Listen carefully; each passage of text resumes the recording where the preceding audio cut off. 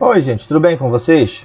Continuando aqui com o nosso estudo de álgebra, nós estávamos falando sobre monômios e vamos continuar falando de monômios, mas hoje começando com o grau de um monômio. O grau de um monômio está relacionado com os expoentes da parte literal, os expoentes das letras. Ao somá-los, você obtém o grau de um monômio. Mas é possível você determinar também de forma isolada, separada, esse grau em relação a uma variável ou outra. Vamos ver alguns exemplos.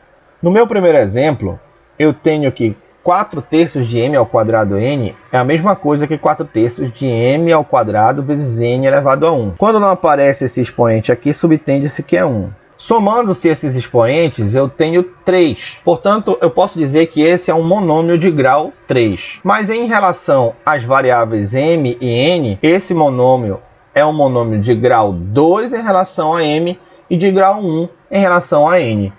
8. 8 é um monômio sem parte literal. Portanto, qual seria o grau dele?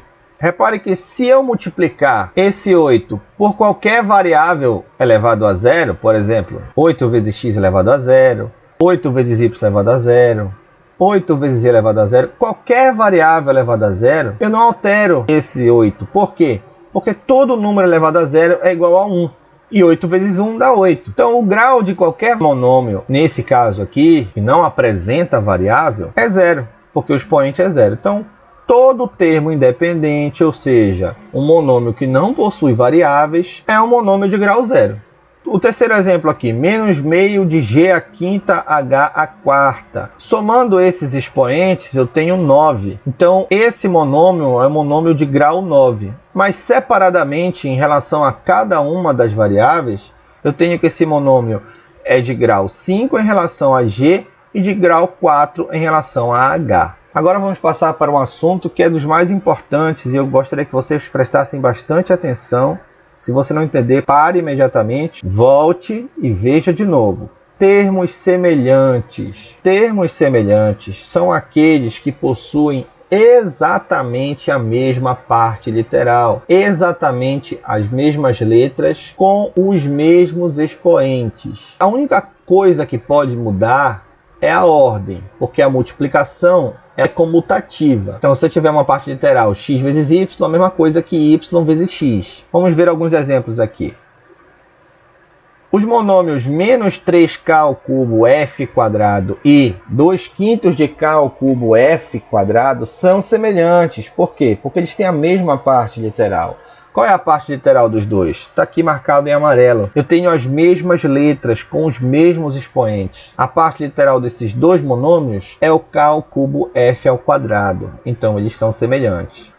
Já os monômios 2x ao cubo e 2y ao cubo não são semelhantes, porque eles não têm a mesma parte literal. Vou grifar aqui a parte literal em amarelo para vocês observarem que x ao cubo é diferente de y ao cubo. Toda vez que em álgebra você quiser indicar que dois números são iguais, duas variáveis são iguais, você utiliza a mesma letra. Se as variáveis, se as letras são diferentes, é porque os números são diferentes. Então, x ao cubo é diferente de y ao cubo. Portanto, não são termos semelhantes, não são monômios semelhantes.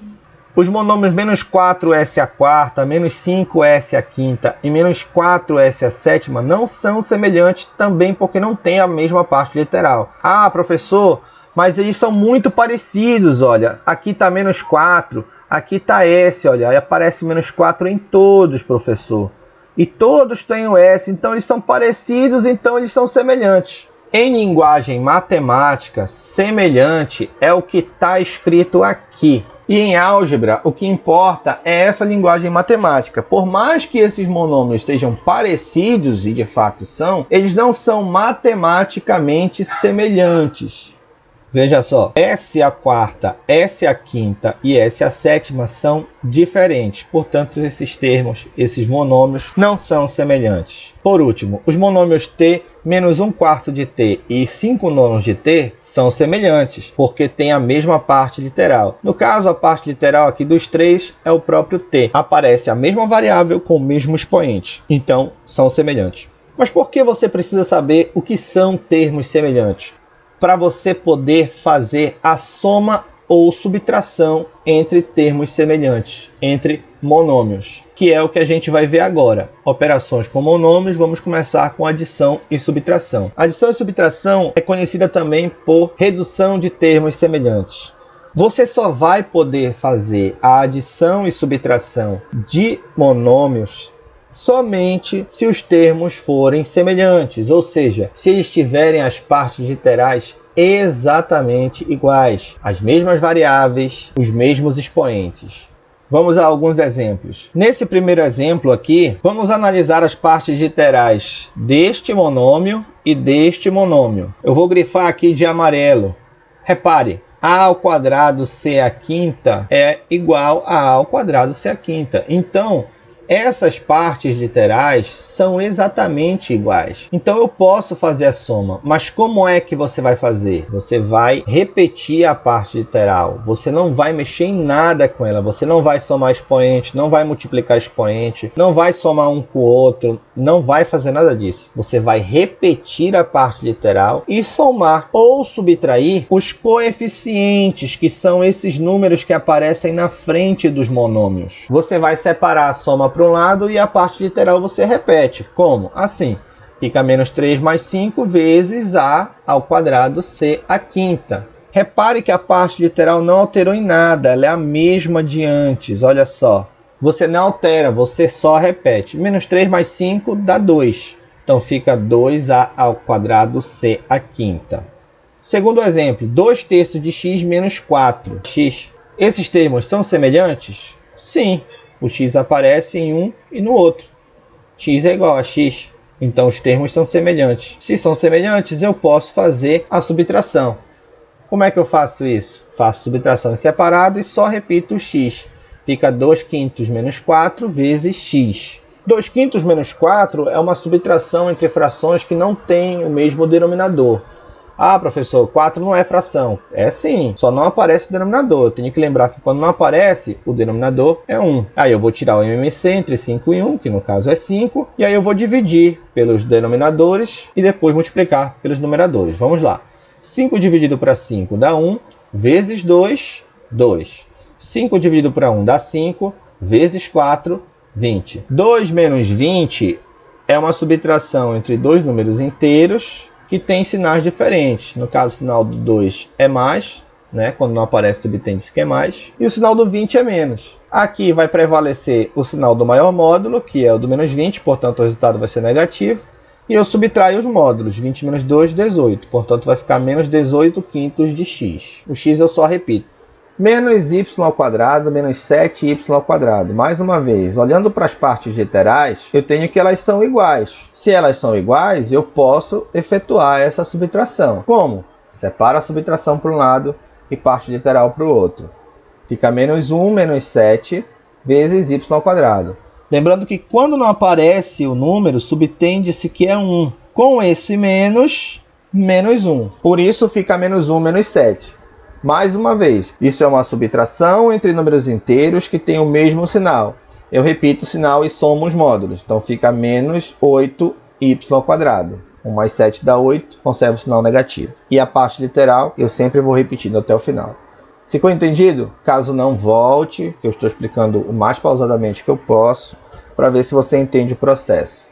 Gente, eu vou dar aqui alguns exemplos do que alguns alunos às vezes fazem em exercícios. E eu já vou alertá-los do que vocês não devem fazer quando se tratar da adição ou subtração entre monômios que não são semelhantes.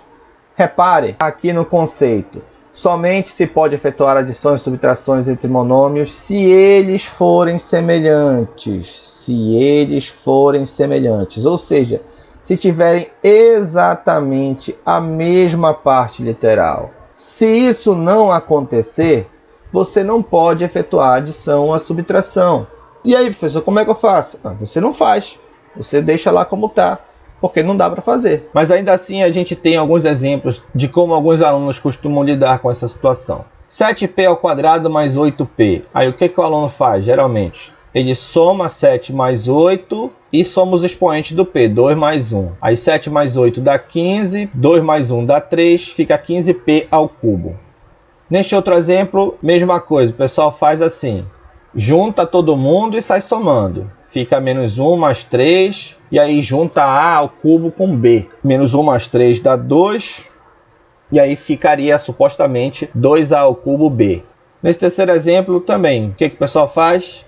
Soma 1 mais 2. Ah, professor, eu aprendi que aqui quando não aparece é 1. Correto. Aí ele vai, soma com 2, e aí soma os expoentes tanto do x quanto do y. E aí o resultado ficaria supostamente 3x ao cubo y à quarta. Gente, nenhuma dessas formas de fazer está correta. Tudo isso está errado. Não faça isso. Preste atenção nesse conceito. Somente se pode efetuar adições e subtrações se os monômios forem semelhantes, se estiverem exatamente a mesma parte literal, se as mesmas letras aparecerem, se os mesmos expoentes aparecerem. E você não vai sair somando também. Você não pode somar a parte literal. Você tem que conservar. Vai repetindo até o final. Quem você vai ter que somar são os coeficientes. Só que nenhum desses três exemplos aqui tem termos semelhantes. Vamos verificar?